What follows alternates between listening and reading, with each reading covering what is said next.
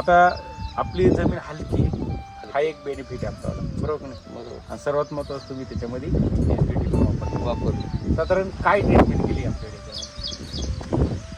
त्याच्यात पहिलं रोटर मारलं आणि नांगरलं, रोटर मारलं. उन्हाळ्यातली जी हा.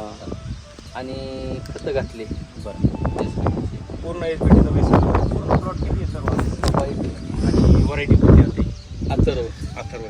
म्हणजे आता जर फळ बघितलं, आता फळ जर बघितलं तर फळ पूर्ण खालपासून वरपर्यंत लागलेलं आहे, बरोबर नाही? साईज पण एकदम बेस्ट आहे आणि नवीन फुल निघते बघा.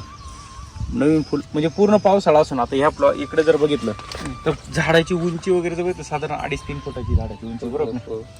म्हणजे सर्व दृष्टीनं बघितलं तर प्लॉट आज एकदम स्ट्रॉंग आहे.